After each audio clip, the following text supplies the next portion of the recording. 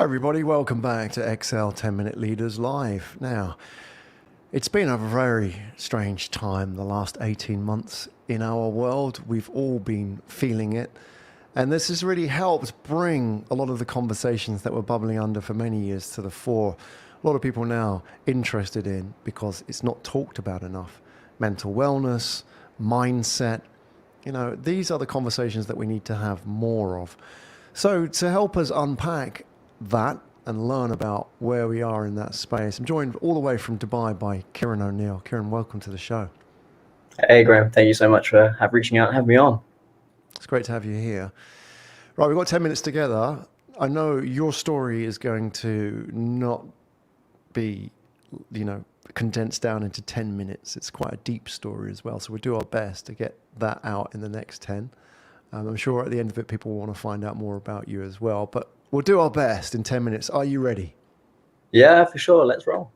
All right, we'll start with the formalities then, Kyran. What does it say on your business card?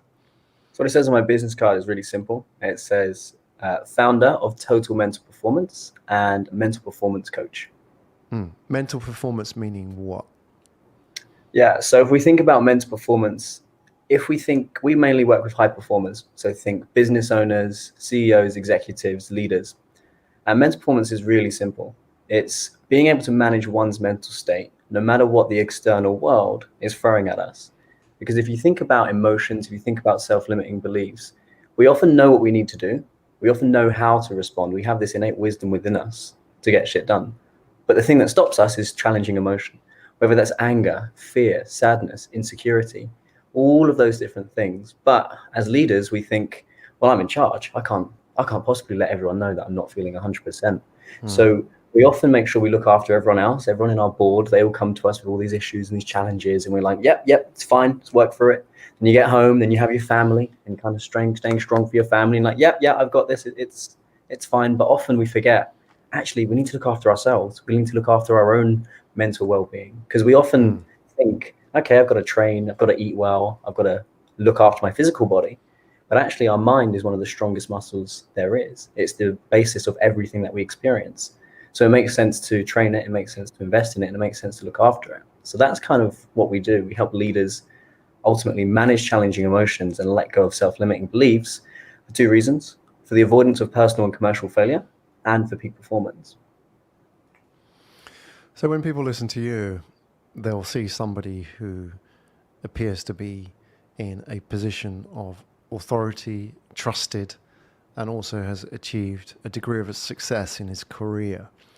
Now, underlying this is a much deeper story. What do people learn, and what are they particularly surprised about when they hear about your story, Kyran? I think the ability to self-implode and rewrite one's story, because I always say this to lots of our clients. They come to us at many different points. They may be really struggling. They might be on a downward spiral, as I have. They might be at the bottom of that spiral, which I have.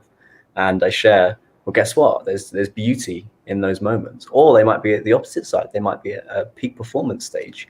And they're like, I know I can get better. I know there's an extra 5 or 10% here, but I just don't know what. And I've been in that position as well. So I think that ability to resonate, but also to open up. If we think about most mental performance coaches, if we think about therapists, psychologists, it's mainly dominated by women. It's mainly women that are doing these roles. So for an alpha male, for a CEO, typically in those roles, it's much harder to talk about one's emotions, because we're not trained to do that as men. We used to do that, 1,000 years ago, 500 years ago, but for some reason that was kind of beaten out of us. So when they speak to me and they hear my story, they go, oh, I can resonate with some of that. Or actually, I've got a guy here that's being vulnerable with me, who's sharing some of his struggles, some of his challenges. Maybe I can open up and share those as well. And for a place of mutual connection, respect and strength and courage, that's where we see the most profound change.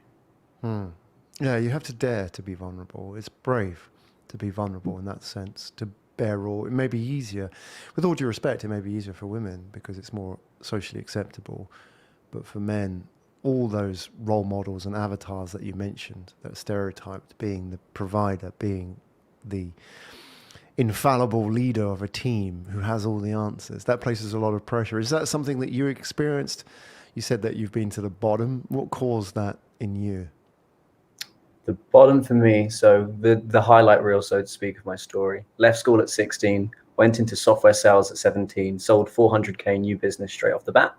I was an up-and-coming boxer, got onto the England team, was boxing around the world internationally, which was great. But I couldn't make Team GB. It was my mindset and my weight class that couldn't keep me up there. So I spiraled off into depression, an eating disorder, anxiety, didn't leave my house for 2 weeks. I tried to set up a business. That failed. I was 15 grand of debt. I was living on my auntie's sofa in a one-bedroom council flat in South London. And that was really in the space of, all of that implosion happened in 3, 4, maybe 5 months. And it was really, really difficult. But I pulled myself out there, I asked for help. I reached out to a mental performance coach, a former kickboxing world champion. I reached out to business mentors, people that were going to invest in my startup that had failed. I said, hey, look, I'm fed up. I'm stuck. I need some help. And they guided me. And then from the back of that, in an 18-month period, I went from there to clearing off my debt in 6 months, selling not only into the UK market during the day, but into the US into the evening. Built a successful software sales career. And I really turned that around. And I think sharing that and people recognizing, okay, yeah, I don't need to make the same mistakes. Part of what I do is I spot the signs of leaders that are starting to go down that spot, that scariness, that loneliness, that isolation. I can see that because I've experienced that. And I say, hey, wake up and smell the coffee. This is where you're going. And if you don't, I hold up a mirror. If you don't do that, if you don't actually take this seriously, you're going to end up in a really bad spot. And there's two types of people that look back when you hold up a mirror. One person looks at the guy in the mirror and goes, okay, I need to do something about this. And others look outside the window and they're just not ready to address that. But men will hold on to this much later. So then, that's why suicide statistics, men are twice as likely or 3 times as likely to take their own lives. It's because they leave it so late, so they don't raise their hand. And by the time they get to the end point, it's like, oh, I can't possibly raise my hand now. It's too late. The game's over. But it's not. It's really not. So I think having had those formative experiences helped me in what I do now to say, hey, look, I've been there. Trust me, it does get better. It doesn't feel like it will get better, but it will. Yeah, I wonder if, like myself, you've been watching the news recently. There's been a lot of talk with Naomi Osaka, the tennis player, and refusing to turn up for a press conference after the Open. And the sponsors are initially getting pissed off with her because she was the star performer. But she then said, look, it's about mental wellness and I'm suffering at the moment. But what really interested me about that story was she was a woman. And I'm wondering how many male tennis stars are out there who probably are going through the same thing like you're saying, but aren't breaking earlier. They don't have that circuit breaker inside them.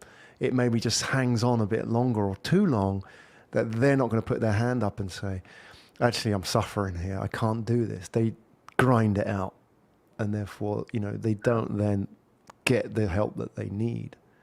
And I wonder, because they're just kind of observing and silent about that. You don't know. But you say you can spot the signs. What do you see? Yeah. For me, I'm fine. Because if everyone knows that I'm fine, it really, really means I'm not fine. And our capacity for self-deception is infinite. So we could even be saying, I don't need that. I'm fine. You cross your arms. Kind of get a little bit defensive. If anybody asks you okay, yeah, I'm okay. So I think that's one signal is I'm fine. Number 2 is isolation. So if you see somebody that's starting to isolate, particularly leaders, if they're starting to push away their advisors, they're starting to really push away their family, and they're kind of just going into this bunker mentality, that's often a sign that they're really struggling.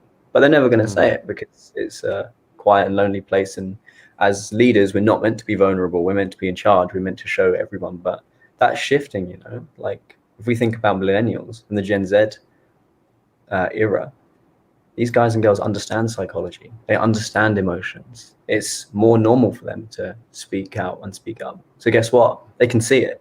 So they can see when a leader's stressed. It's not like the old days where, everything was a black box. Going to a new company was a black box. Working under a leader was a black box. You wouldn't know until you were there. We've got things like Glassdoor where everything becomes transparent. Everybody's rating CEOs, they're rating cultures. We've got things like, LinkedIn, Twitter.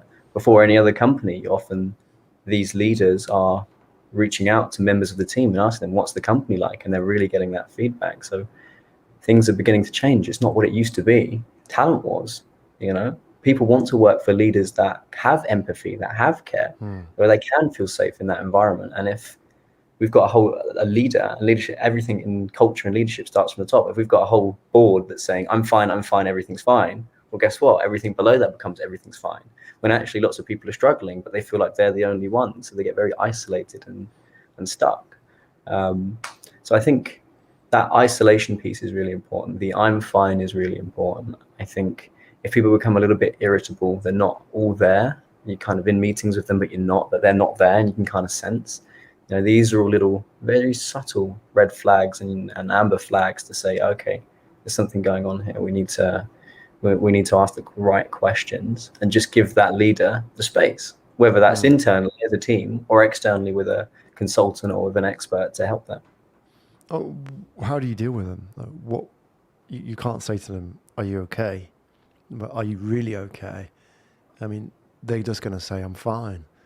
Is there a way to handle that situation? Because if they're not going to get help themselves, it's got to come from outside, hasn't it? Or is that the wrong way of approaching it? Maybe outside help doesn't work because it's got to come from the inside. I don't know. What works in this situation? It depends on who you are. Because if you're a direct report to that leader, it's going to be very different to say if you're a board advisor or if you're a friend or a family member. You know, so it depends on where you sit. I think just opening up the space, just being like, hey, sense something's up, don't need to talk about it. But I was wondering if you could help me. And then they'll say, first of all, they'll go a little bit defensive, like, what do you mean? But okay, well, how can I help? And then just share a little personal challenge that you're having. So at the moment, I've been feeling quite overwhelmed. We're growing faster than I expected, which is a great problem to have, but I don't really know how to deal with X challenge. And it's making me feel like this. Have you ever felt like that? Or, you know, how do you deal with that? Then you're just very subtly opening up that space. I say, yeah, I did feel like that actually. A few years ago, I was in this spot and then they want to help. So it's just a little investment in the emotional bank account. And as you start to build that up and they feel safe because you're offering your vulnerability, you then build up that deposit, or you build up that bank account of being vulnerable and being able to share. And then they start to think, oh, okay. And then they might share a little bit more. And that's where you can say, well, have you ever worked with an expert or have you ever worked with somebody else? And if you've worked with somebody yourself, then you can do a direct referral and you can say, hey, why don't you work with this person? Or maybe just sharing some content based on your conversation. Oh, I was speaking to this person and I was listening to this person speak and it links into our conversation. What do you think? And it's being very subtle. If you stroll in, if you knock on the door and you say, hey, something's up, they'll go, what are you talking about? Cross their arms. Yep. And then most of the time, they'll go defensive and they'll say, I'm fine. I don't need any help.